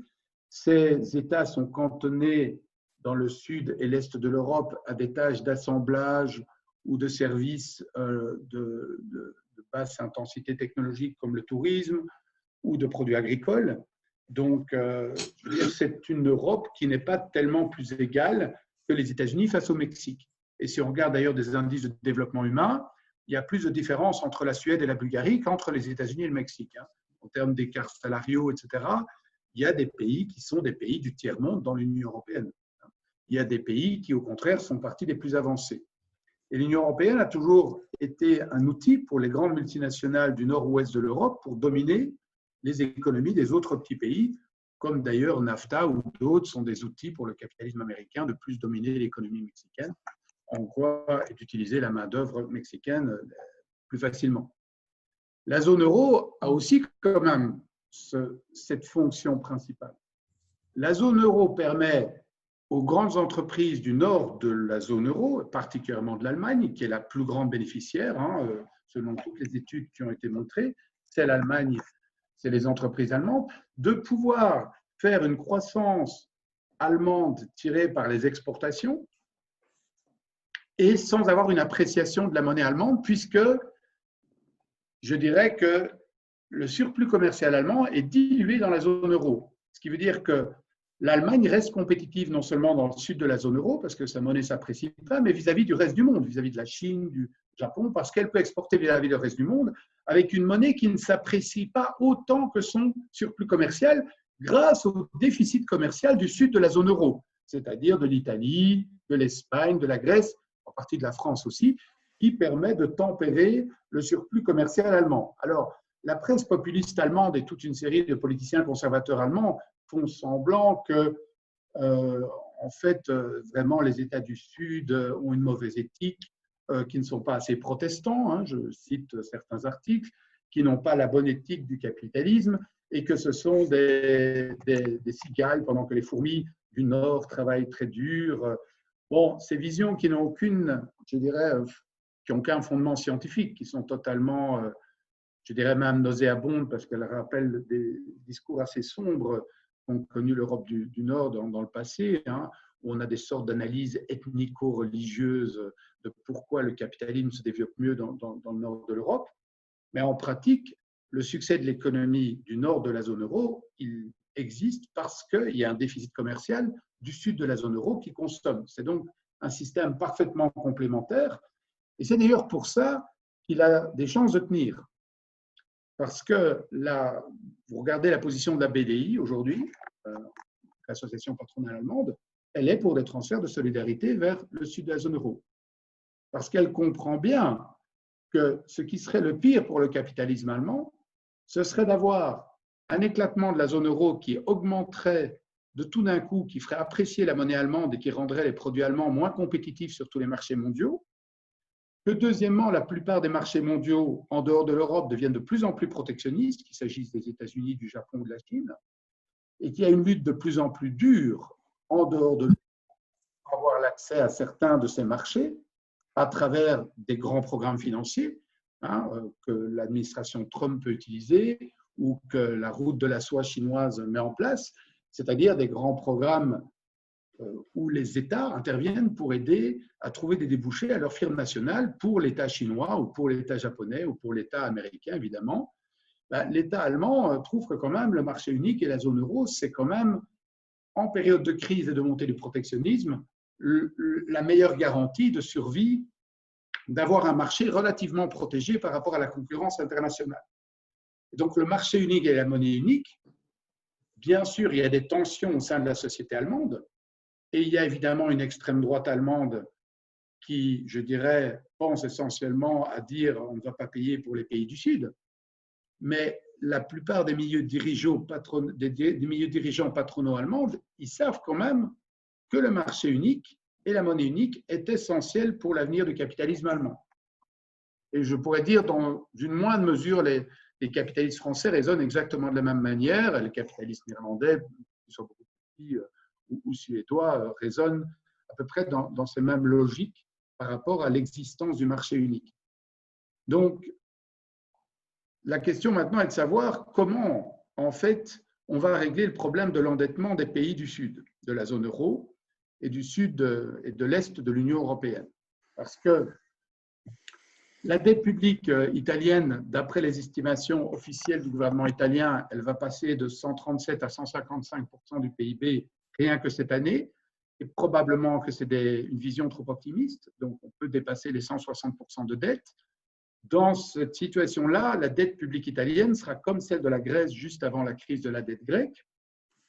On va avoir des niveaux de déficit public qui sont similaires à ceux qu'a connus la Grèce juste avant sa crise pour l'Espagne et l'Italie. Sauf que la dette combinée de l'Espagne et de l'Italie, c'est en fait plus grand que le PIB allemand. Alors que la dette de la Grèce, au moment où on a fait le bail-out, le sauvetage de la Grèce, elle était beaucoup plus petite. Donc c'est un problème beaucoup plus important, beaucoup plus majeur. On ne pourra pas organiser un bail-out de l'Italie ou de l'Espagne s'il y a un problème de restructuration et de défaut de paiement. Et si tout d'un coup, il y a une restructuration, un haircut de la dette, l'impact sur toutes les banques européennes et même mondiales va être extrêmement lourd et difficile à gérer, parce qu'il est 10 fois plus gros que le problème grec il y a quelques années. Donc ça, c'est déjà un problème majeur. C'est comment est-ce qu'on va gérer l'accroissement des dépenses publiques et est-ce que les populations d'Italie ou d'Espagne vont être subies aux mêmes politiques d'austérité extrêmement dures que la Grèce ou la Roumanie ont connues après la crise de 2008. Et comment politiquement ça va être possible. Avec le régime politique parlementaire italien, peut-être qu'il y aura un régime plus autoritaire qui va se mettre en place si jamais on doit aller jusque-là. Donc, c'est des problèmes politiques majeurs qui ne vont pas être faciles à résoudre, mais je pense qu'il y a quand même une grande partie de l'intégration européenne qui a pour but de soutenir les grandes entreprises du nord-ouest de l'Europe. Et que celles-là, elles ont intérêt à ce que ça continue et qu'elles vont devoir trouver un minimum de solutions pour garder un marché unique et une monnaie unique qui fonctionnent, parce que l'alternative serait encore plus lourde pour eux.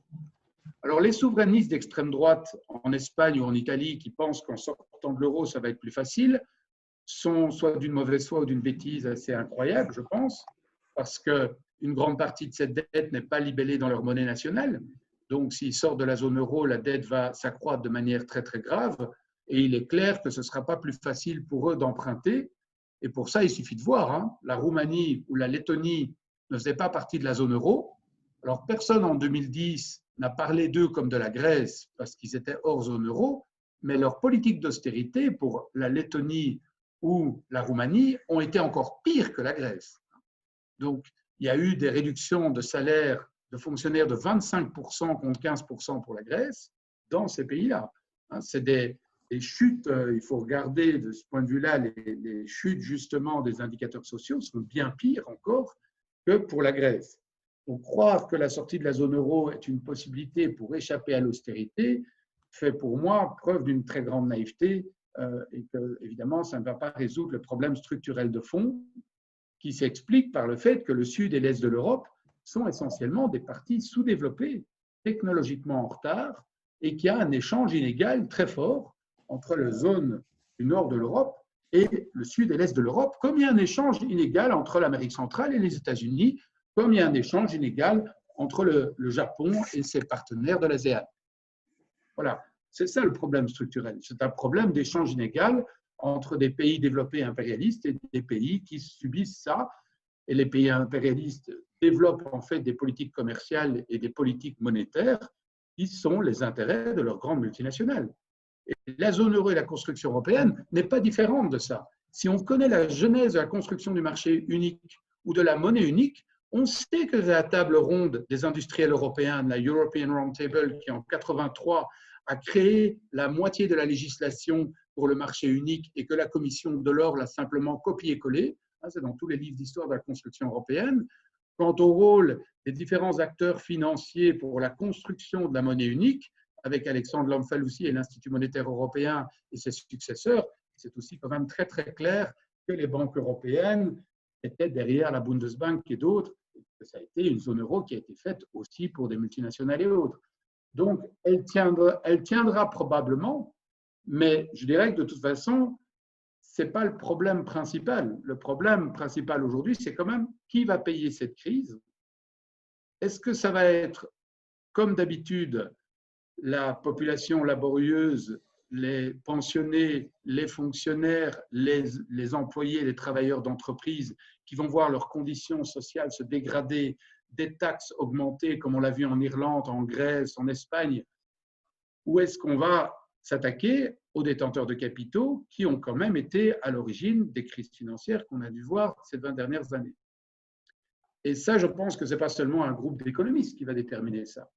Ça va être justement la population laborieuse qui va déterminer ou pas. C'est-à-dire les travailleurs s'ils se changent de rapport de force politique. Parce que la différence qu'il y avait entre 1930 et 2008, entre 1929 et 2009, c'est quand même que dans les années 30-40, il y a eu évidemment des réponses structurelles à la crise avec le keynésianisme, le Roosevelt, le New Deal et la guerre. Mais il y avait aussi un mouvement ouvrier qui faisait suffisamment peur au capitalisme pour amener une régulation du capitalisme. Et aujourd'hui, ce mouvement ouvrier n'est pas du tout aussi structuré, organisé, et il n'y a plus la peur de l'Union soviétique et du communisme et d'une alternative au capitalisme. Et c'est d'ailleurs pour ça que pour moi, la crise de 2009 n'a pas du tout donné non plus les mêmes résultats qu'on a vus par la suite. Et c'est toujours un problème majeur aujourd'hui. C'est-à-dire qu'il y a des mouvements qui existent, qui sont sociaux, mais pour le moment, ils ne sont pas spécialement organisés autour des notions de classe sociale, même aux États-Unis. C'est plutôt, par exemple, face aux inégalités raciales et aux problèmes de répression raciale, mais ce n'est pas encore posé de manière, en termes, je dirais, de classe sociale. Voilà. Ok. Merci beaucoup, Jean-Christophe. On va devoir accélérer un petit peu essayer d'aller vers des réponses un peu plus courtes pour ne pas trop déborder sur le planning. Alors, j'avais une question qui venait du public aussi pour passer. Donc là, on vient beaucoup de parler des finances publiques. Je pensais plutôt maintenant poser une question de la finance privée, a priori à Aline, mais je vois qu'elle n'est plus… on n'a ni l'image ni le son. Donc…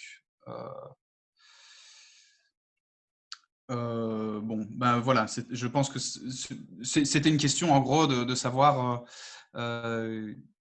qu'est-ce qu'il faut penser des régulations qui sont mises en place pour l'instant sur la finance privée, ou plus surtout la suppression des régulations qui sont mises en place sur la finance privée en Europe. Notamment, il y a un projet de mise en place d'une bad bank, c'est-à-dire d'une banque qui devrait être là pour déjà commencer à racheter des actifs éventuellement pourris des banques, etc. Et donc, en fait, la question qui se pose, c'est un peu est-ce que toutes ces liquidités qu'on met sur le système financier privé et ces régulations où on lâche les brides sont vraiment destinées, d'une part, à permettre aux États à s'endetter à moindre coût ou simplement à assurer le crédit à la liquidité dans l'économie réelle, ou est-ce que ce n'est pas simplement un prétexte pour relancer une accumulation financière et une spéculation qui atteint aujourd'hui des niveaux complètement sans précédent, vu que là, on a bien vu que alors que l'économie réelle est encore complètement dévastée, on a une remontée des bourses qui est en fait la plus grande. Wall Street a connu sa journée la plus folle de toute son histoire en plein milieu de cette pandémie. Donc voilà, c'était une question a priori pour Aline. Si l'un de vous, Robert ou Antoine, veut la prendre, peut-être Antoine, vu que c'est sur le contexte européen. Alors, ce n'est pas sur le contexte européen, mais on le voit aussi dans les pays du Sud. Donc, on a vu une série de dérégulations, notamment au niveau des ratios macroprudentiels dans des pays du Sud, puisqu'en fait, on se rend compte que ce qui a un peu changé par rapport à 2008, pour l'instant, les pays du Sud n'ont pas dû augmenter leur taux. Donc, en général, ce qui se passe, c'est quand on a ces flux massifs sortant des pays du Sud vers les pays du Nord, on observe en général une réponse pour répondre à ces flux massifs. Les banques centrales du Sud augmentent leur taux d'intérêt, ce qui augmente le coût de la dette dans les pays du Sud, mais en essayant de réattirer vers eux les taux d'intérêt. Comme les taux étaient relativement bas dans le Nord en réponse à la crise et qu'on est dans une situation avec des taux d'intérêt relativement bas, les banques centrales du Sud n'ont pas dû pour l'instant remonter trop fort leurs taux. Mais par contre, ce qu'on voit, c'est qu'elles ont utilisé la politique macroprudentielle pour tenter de relancer l'économie en allégeant la régulation. Et effectivement, il faut voir un petit peu comment ça va évoluer, mais des pays comme la Colombie, par exemple, ont commencé aussi à annoncer des politiques d'austérité pour faire revenir les IDE. Et donc, on est en train de retomber sur la tête, de marcher sur la tête en disant la réponse pour attirer les flux de capitaux, c'est de nouveau de presser, de contraindre les États et éventuellement de flexibiliser le marché du travail et des choses comme ça. Donc on voit la réponse, certains des signaux, et ce n'est pas généralisé, et c'est des premiers signaux de toute façon, parce qu'on n'est qu'au début, mais on se rend compte qu'effectivement, on risque de retourner vers une réponse comme on a pu l'observer en 2008, où avec au tout début une partie de réponse fiscale, et puis après, pour le reste, des politiques d'austérité plutôt généralisées. Un dernier point aussi quand même qui est assez intéressant, c'est que le stimulus fiscal de Trump, on se rend compte qu'en fait, une grosse partie de ce stimulus fiscal a été thésaurisée et a été utilisé pour faire de la spéculation sur le marché boursier. Oui, Donc, on est de nouveau en train de louper le coche, puisque toutes ces soi-disant politiques de relance de l'économie réelle, en fait, sont redirigées vers la finance. Le Nasdaq est plus haut qu'avant la crise. Le Dow Jones a récupéré pratiquement comme avant. Et donc, effectivement, on se rend compte du découplage complet entre l'économie financière et la logique financière de retour sur investissement et l'économie réelle, qui par ailleurs, les services, c'est moins 40%. L'industrie manufacturière, on a moins 20%. Enfin, donc, on est dans des situations où l'économie financière ne représente plus du tout la sphère réelle. Et, Martin, je voulais juste, parce que si tu poses cette question-là par rapport à ce qui peut advenir, quand même, regardons ce qui s'est passé. Hein. En 2008, on nous a présenté qu'il y avait un problème de bail-out des banques qui avait déjà coûté 1 600 milliards d'euros aux différents États européens pour sauver les banques. Alors, on a mis en place en 2014 un système de bail-in où les banques européennes devaient capitaliser, enfin en tout cas garder des fonds pour alimenter un fonds de sauvetage, un mécanisme de résolution unique, où il y a eu d'ailleurs un comité en charge européen supervisé par la Banque centrale qui devait faire en sorte que chaque banque provisionnait une partie d'argent pour faire en sorte que lors de la prochaine crise systémique, ce soit ce fonds-là qui soit mobilisé pour aider les banques. Donc, le fonds avait prévu au départ 55 à 60 milliards d'euros. La plupart des spécialistes estimaient qu'il en fallait entre 600 et 900 milliards. Mais les banques ont réussi à dire on n'a besoin que de provisionner 55 à 60 milliards pour 2024. Donc, c'était en 2014. Sur les 55 à 60 milliards, pour moi, ce que j'ai pu voir sur le site justement du board qui gère le fonds, on est à 33 milliards. Donc, 33 milliards sont disponibles aujourd'hui. Bon, évidemment, on est de nouveau en train de parler de centaines de milliards qui vont être utilisés. Donc, c'est juste un peu comique, tellement c'est tragique et tellement les banques se moquent du monde. Mais évidemment, quand les personnes qui mettent ça en place sont par exemple des Jacques Delarosière, ancien directeur du FMI, mais aussi conseiller de Pebro, un des dirigeants de BNP Paribas, la plus grande banque de France, ça pose effectivement problème. Quand vous avez Mario Draghi, un ancien directeur de Goldman Sachs Europe, qui arrive à la Banque centrale européenne, c'est un peu comique aussi. Donc, effectivement, le problème, c'est qu'on a toujours des discours qu'on va réguler au moment même, mais en pratique, les lobbies financiers très efficaces, notamment à Bruxelles ou à Washington, arrivent à water down, à vraiment affaiblir les régulations et à gagner du temps. Et là, on va se retrouver avec des mécanismes où finalement les banques ne vont même pas participer à 5% du bail-out. Voilà. Donc, ouais, évidemment. Alors, Aline, maintenant que tu es là, du coup, je ne vais pas répéter la question, mais on parle de la finance privée, de sa régulation. Est-ce que tu aurais quelque chose à ajouter rapidement Oui, moi, j'aimerais juste rajouter une chose, c'est que comme je disais tout à l'heure, les banques, elles ont été placées au centre de l'économie. La dette, le crédit a été placé au centre de l'économie. C'est le fuel de ce système. Et tout est fait pour maintenir les rentrées dans le système bancaire, c'est-à-dire les remboursements de crédit, pour faire tenir ces banques. Mais derrière, ce qu'on ne remet pas en question, c'est le fait que si on prend, je vais prendre juste l'exemple des très grandes banques, dont les multinationales financières qui dominent le bancaire et financier aujourd'hui, c'est-à-dire BNP Paribas, Société Générale, Barclays, HSB, Deutsche Bank, etc.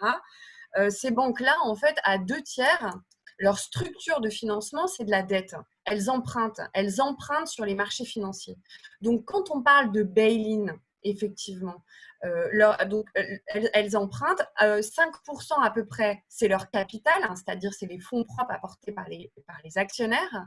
Et puis, il y a un peu moins d'un tiers, c'est les dépôts des clients et des clientes, et que ce soit des entreprises ou des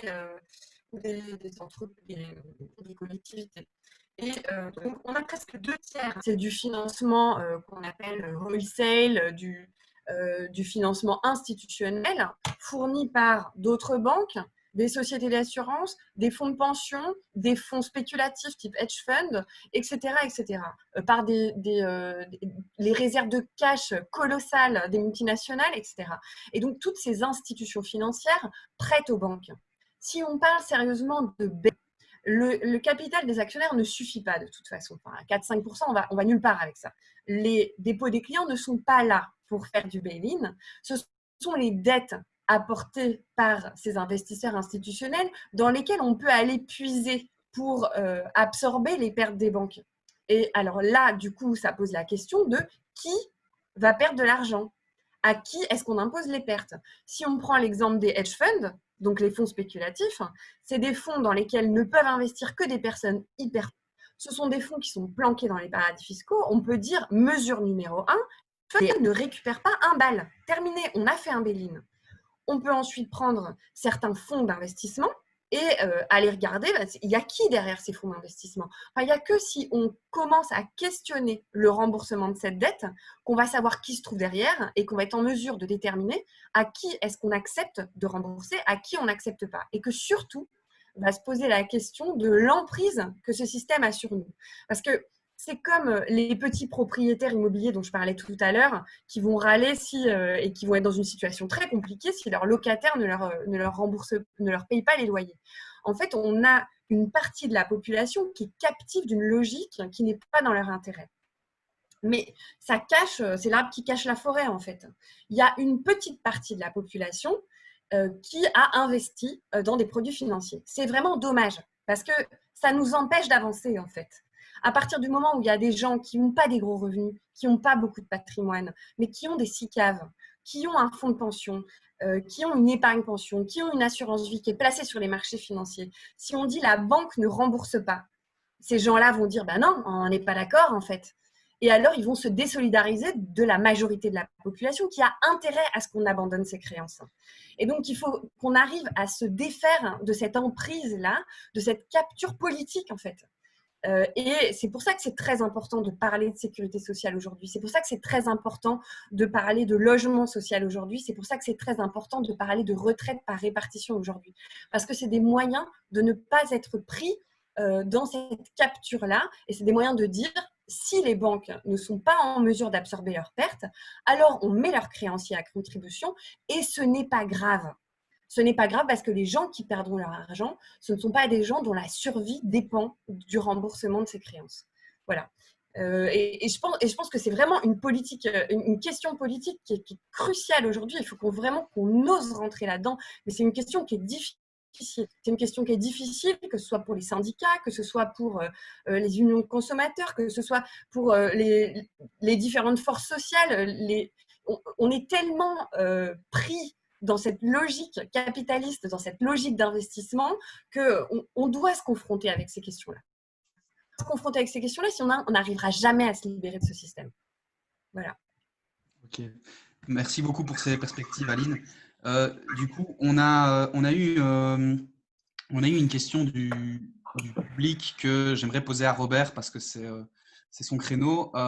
Mais j'aimerais aussi en profiter parce qu'on approche de la fin, essayer de poser une question un peu de synthèse et qui nous permette peut-être de réfléchir à des façons d'aller vers l'avant en termes de politique monétaire.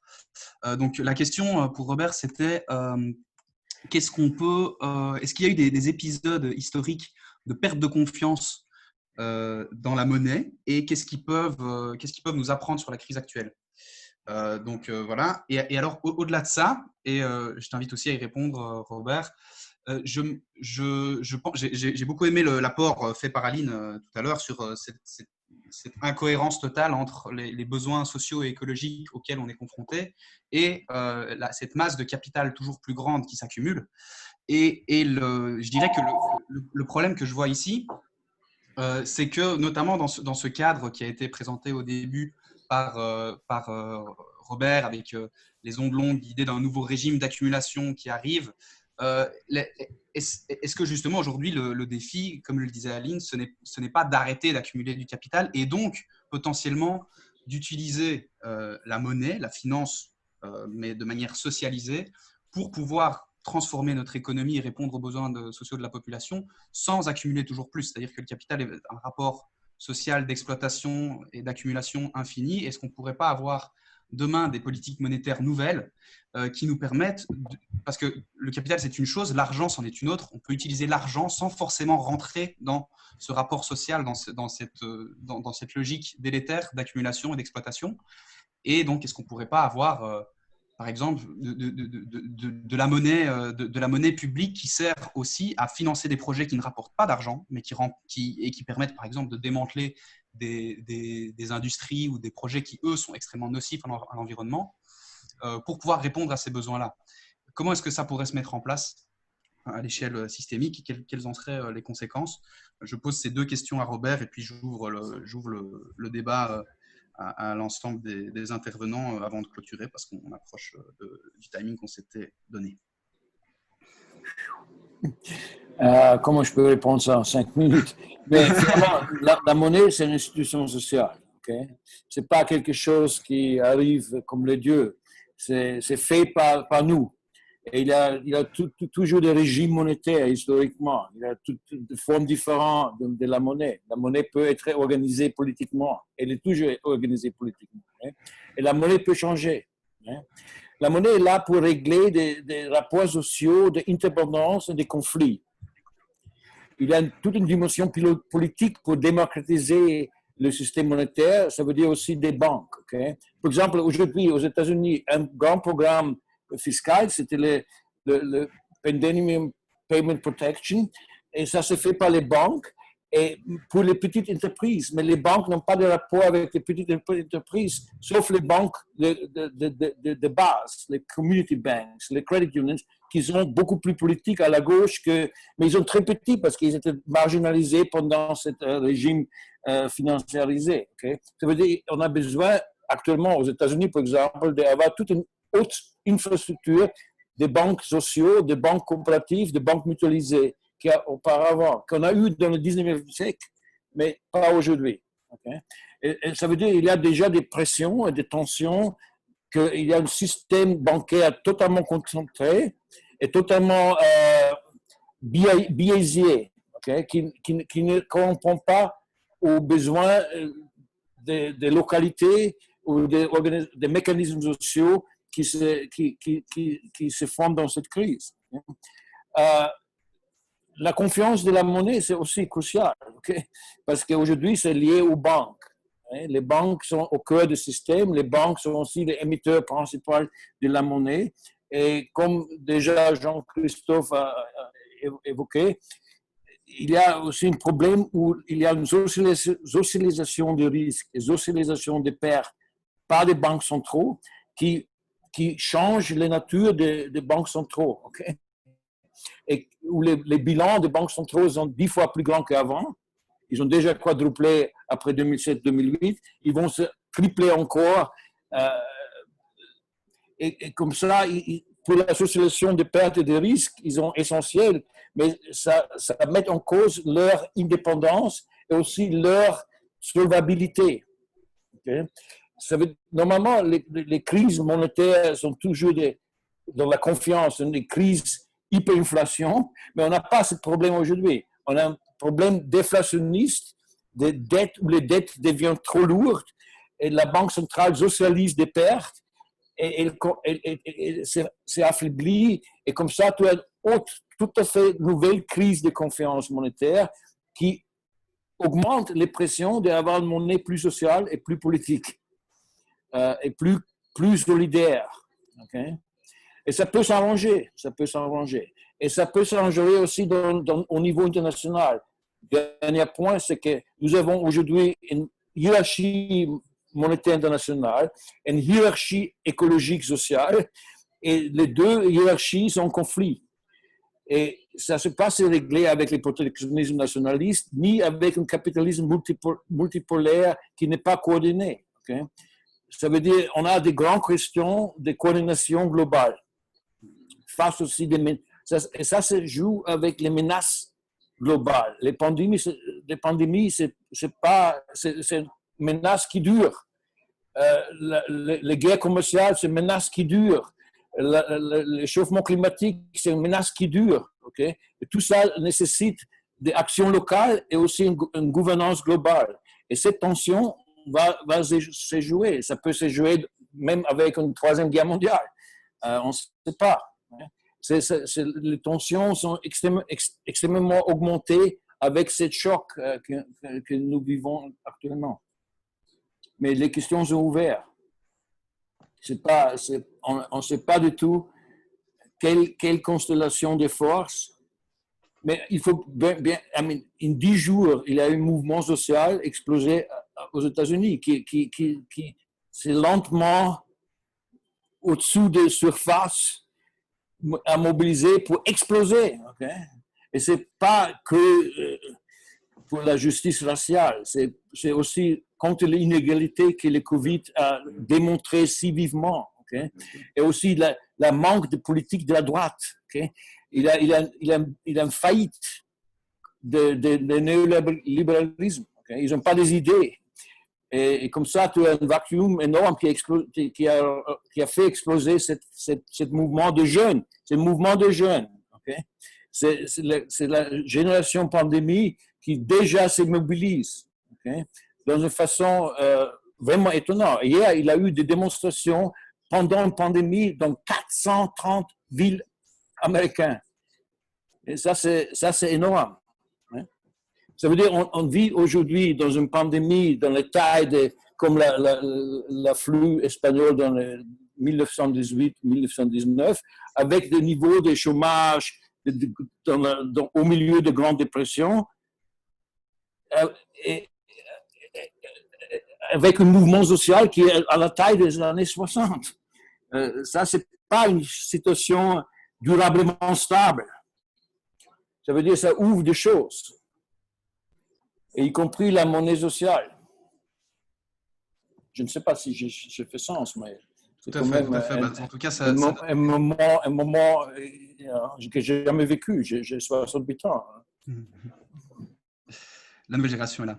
Donc, il y a des raisons d'avoir peur, mais aussi beaucoup de raisons d'avoir de l'espoir avec ce qui est en train de se passer, notamment les gens qui se mobilisent. Avant de conclure, peut-être vous donner encore Antoine ou Aline la possibilité de réagir sur cette question qui, je l'avoue, me taraude un peu. Comment est-ce qu'on pourrait utiliser la monnaie pour faire autre chose que de l'accumulation de capital? Est-ce que vous avez des idées de politique, justement, en utilisant potentiellement la force du financement monétaire pour essayer d'aller de l'avant dans ce monde qui est de plus en plus inquiétant écologiquement? Moi, j'avoue que j'ai du mal à voir la solution de ce côté-là, comme je l'ai dit tout à l'heure. Je pense qu'il est plutôt nécessaire d'avoir un recul et de repenser tout ce qui est commun, socialisé, pour lui donner de la place. Mais en réaction aussi à ce que vient de dire Robert, je voulais quand même ajouter un dernier mot qui est bref. C'est que face à nous, on a quand même des forces énormes. Elles ont été évoquées, c'est le capital accumulé et ses intentions de rentabilité et de rendement. Il y a l'État qui est à son service avec tout le déploiement de répression qu'on voit qui est vraiment très impressionnant en fait, notamment dans les pays soi-disant libres que nous sommes. Et puis, notamment, je dis par différence avec ce qu'on avait expérimenté, parce que dans les pays du Sud ou dans d'autres zones du monde, c'est déjà le cas depuis bien longtemps. Et puis, il y a les accords de libre-échange que vient d'évoquer Robert, qui n'ont rien d'accord de libre-échange, en fait, qui sont des accords de déconstruction de la réglementation, d'emprise sur l'appareil réglementaire, de privatisation de la justice aussi. Je vous invite à suivre sur le site de Corporate Europe Observatory. Il y a déjà un rapport sur les attaques prévus contre les États grâce aux ISDS, donc, qui sont ces cours d'arbitrage privés. Et donc, ce sont des gros investisseurs privés, ce sont des entreprises privées, des multinationales qui comptent attaquer les États pour les mesures qui ont été prises dans le cadre du Covid et qui leur empêchent de réaliser les profits escomptés. Et donc, il faut absolument défaire ces cours d'arbitrage privés qui sont des aberrations, quoi. Donc, ces forces énormes, elles sont là, mais le mouvement social, il est là aussi et il est très fort aujourd'hui. Il l'était déjà avant et il l'est encore plus avec tous les mouvements qu'on voit apparaître.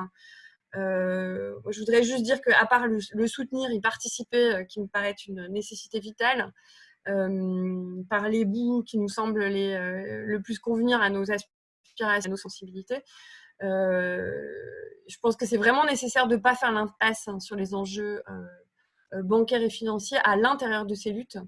Au moins les penser, les évoquer, penser les éléments qui se lient avec les luttes agroécologiques, les luttes sociales, les luttes environnementales, etc. à cet endroit-là.